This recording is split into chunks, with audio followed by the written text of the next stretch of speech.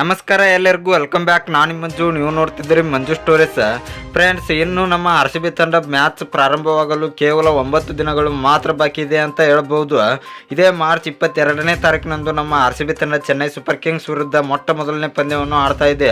ಅದು ಕೂಡ IPL 2024ನಲ್ಲಿ ಮೊಟ್ಟ ಮೊದಲನೇ ಪಂದ್ಯವಾಗಿರುತ್ತದೆ ಅಂತ ಹೇಳ್ಬೋದು. ಭಾರಿ ಜಿದ್ದಿನ ಕಾಳಗ ಅಂತ ಹೇಳ್ಬೋದು. ಇನ್ನು ಫ್ರೆಂಡ್ಸ್, ನಮ್ಮ RCB ತಂಡ ಈ ಪಂದ್ಯವನ್ನು ಗೆಲ್ಲಲು ಎಲ್ಲ ಆಟಗಾರರು ಕೂಡ ಪ್ರಾಕ್ಟೀಸ್ಗೆ ಜಾಯ್ನ್ ಆಗ್ತಾ ಇದ್ದಾರೆ ಅಂತ ಹೇಳ್ಬೋದು. ನಿನ್ನೆ ಫ್ರೆಂಡ್ಸ್, ನಮ್ಮ RCB ತಂಡದ ನಾಯಕ ಪಾಪ್ ಡು ಪ್ಲೆಸಿ ಅವರು ಕೂಡ ಜಾಯ್ನ್ ಆಗಿದ್ದಾರೆ. ಫ್ರೆಂಡ್ಸ್, ಇದರ ಬಗ್ಗೆ ಸಂಪೂರ್ಣ ಮಾಹಿತಿಯನ್ನು ನಾನು ನಿಮಗೆ ಈ ವಿಡಿಯೋದಲ್ಲಿ ತಿಳಿಸ್ಕೊಡ್ತೇನೆ. ಅದಕ್ಕಿಂತ ಮುಂಚೆ ನೀವೇನಾದರೂ ನಮ್ಮ ಚಾನಲ್ಗೆ ಹೊಸಬ್ರಾಗಿದ್ದರೆ ತಪ್ಪದೆ ಸಬ್ಸ್ಕ್ರೈಬ್ ಮಾಡಿ, ಹಾಗೆ ಪಕ್ಕದಲ್ಲಿರೋ ಬೆಲ್ ಐಕಾನ್ ಪ್ರೆಸ್ ಮಾಡಿ ಆಲ್ನ ಸೆಲೆಕ್ಟ್ ಮಾಡಿ. ಯಾಕೆಂದರೆ ನಾನು ಯಾವುದೇ ಕ್ರಿಕೆಟ್ ಬಗ್ಗೆ ವಿಡಿಯೋ ಮಾಡಿದ್ರೆ ನಿಮಗೆ ತಕ್ಷಣ ನೋಟಿಫಿಕೇಶನ್ ಬರುತ್ತೆ, ಆವಾಗ ನೀವು ವಿಡಿಯೋನ ಮೊದಲಿಗರಾಗಿ ನೋಡ್ಬೋದು. ಸಬ್ಸ್ಕ್ರೈಬ್ ಅನ್ನೋದು ಸಂಪೂರ್ಣ ಉಚಿತ. ವಿಡಿಯೋ ಕೆಳಗೆ ಬ್ಲ್ಯಾಕ್ ಪ್ಯಾನ್ ಇದೆ, ಮಾಡ್ಕೊಳ್ಳಿ. ಏನು ತಡ ಮಾಡದೆ ವಿಡಿಯೋ ಶುರು ಮಾಡೋಣ ಬನ್ನಿ.